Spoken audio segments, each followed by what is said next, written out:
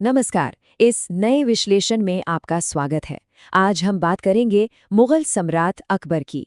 एक ऐसा शासक जिसका सफर क्रूर विजय अभियानों से शुरू होकर एक बेहद शांत और सहिष्णु साम्राज्य की स्थापना तक जाता है। तो चलिए, बिना किसी देरी के एक शासक के इस मानसिक और राजनीतिक विकास की दिलचस्प कहानी में गोता लगाते हैं। जरा इस नंबर पर गौर कीजिए, 13। हमारी कहानी यहीं से शुरू होती है। ये वो हैरान कर देने वाली उम्र थी जब अपने पिता हुमायूं की अचानक मौत के बाद अकबर को एक विशाल साम्राज्य की बागडोर संभालनी पड़ी थी। मतलब जरा सोचिए, एक छोटे से बच्चे के कंधों पर अचानक से एक पूरे साम्राज्य का बोझ आ गया था। लेकिन ये कोई आम किशोर नहीं था।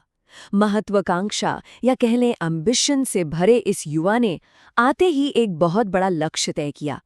पूरे भारतीय उपमहाद्वीप को मुगल नियंत्रण में लाने का लक्ष्य।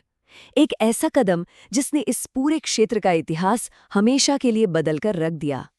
अब जाहिर है, ये शुरुआती विजय अभियान कोई शांतिपूर्ण तो थे नहीं। अपने पूर्वजों के नक्शे कदम पर चलते हुए इस युवा सम्राट ने युद्ध के मैदान में कोई दया नहीं दिखाई। राजस्थान के चित्तौड़गढ़ किले की घेराबंदी को ही ले लीजिए।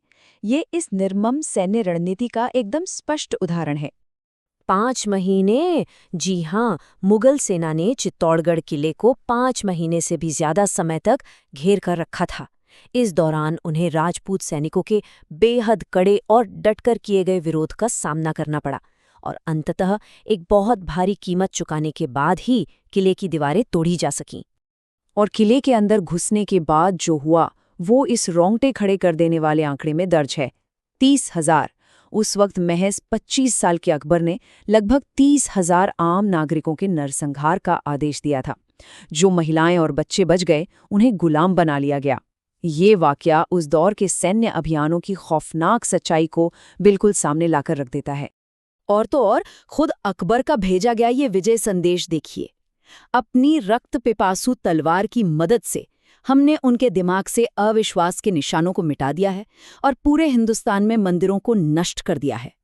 ये शब्द अपने आप में उस भयंकर क्रूरता और धार्मिक उत्पीड़न का सीधा सीधा सबूत हैं जो अकबर के शुरुआती शासन का एक बहुत बड़ा हिस्सा था।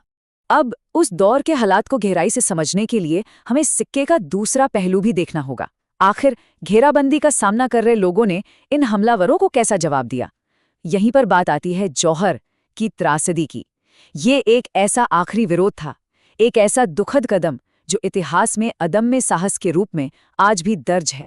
ऐतिहासिक स्रोत हमें बताते हैं कि हमलावर सेनाएं अक्सर बंदी महिलाओं के साथ बहुत दुर्व्यवहार करती थीं या उन्हें गुलाम बना लेती थीं।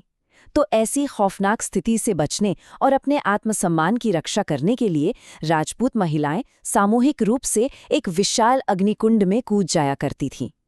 इसी प्रथा को जौहर कहा जाता था। अपना सम्मान बचाने का ये एक बेहद दर्दनाक लेकिन शौर्य से भरा तरीका था। तो जब चित्तौड़गढ़ का किला आखिरकार गिर गया और घेराबंदी के भयानक परिणाम सामने दिखने लगे, तब सैकड़ों महिलाओं ने आत्मसमर्पण करने के बजाय इसी सर्वोच्च बलिदान को चुना। अपनी रानियों और कुलीन महिलाओं के नेतृत्व में उन्होंने आग में कूदकर अपनी जान दे दी। ये दृश्य सोचने भर से सिहरन पैदा करता है ना। ये दिखाता है कि उस समय जीत और हार की असली कीमत क्या होती थी। लेकिन यहाँ इस कहानी में एक बहुत ही दिलचस्प मोड़ आता है। जैसे जैसे अकबर का साम्राज्य फैलता गया, वैसे वैसे उनकी रणनीति में एक नाटकीय बदलाव आने लगा।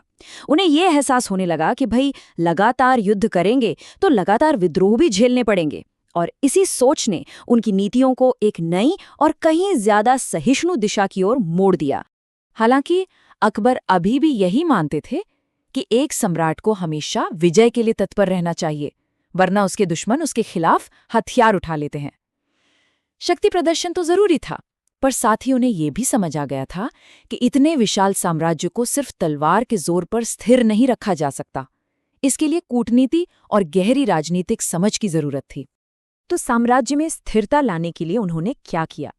उन्होंने कई नई रणनीतियां अपनाईं, जैसे कि पड़ोसी राज्यों की राजकुमारियों के साथ विवाह के जरिए रिश्ते बनाए, राजपूत और क्षेत्रीय नेताओं को दरबार में सम्मान दिया और सबसे बड़ी बात, जजिया जैसे भेदभावपूर्ण धार्मिक कर को पूरी तरह समाप्त कर दिया।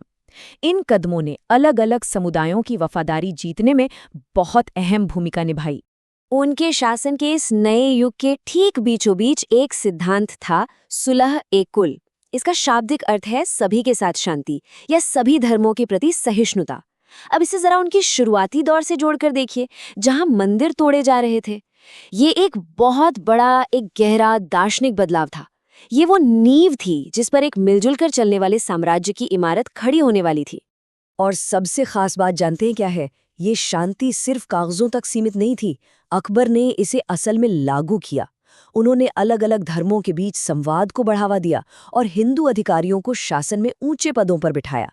ये बहुत ही साहसिक सुधार थे और इन्हीं की बदौलत उन्हें कई राजपूत शासकों का भरपूर समर्थन मिला, जिससे उनका ये विशाल साम्राज्य स्थिर हो पाया। खैर, सैन्य ताकत और राजनीतिक सूझबूझ के इस तालमेल का जमीनी असर क्या हुआ? चलिए इसे नक्शे पर देखते हैं कि इस रणनीति ने भौगोलिक रूप से मुगल साम्राज्य का कितना ज्यादा विस्तार किया। अगर हम नक्शे में दिख रही इन क्षैतिज हरी पट्टियों को ध्यान से देखें तो 1605 तक आते आते अकबर का साम्राज्य कितना विशाल हो गया था, इसका अंदाजा लग जाता है। उत्तर में लाहौर से लेकर एकदम दक्षिण में दक्कन के इलाकों तक ये साम्राज्य फैला हुआ था। ये दिखाता है कि सहिष्णुता और कूटनीति ने उनकी शक्ति को कहीं ज्यादा बढ़ा दिया था। तो इस पूरे विश्लेषण से हमें जो मुख्य बात समझ आती है वो है इस एक ही शासक के दो एकदम विपरीत पहलू।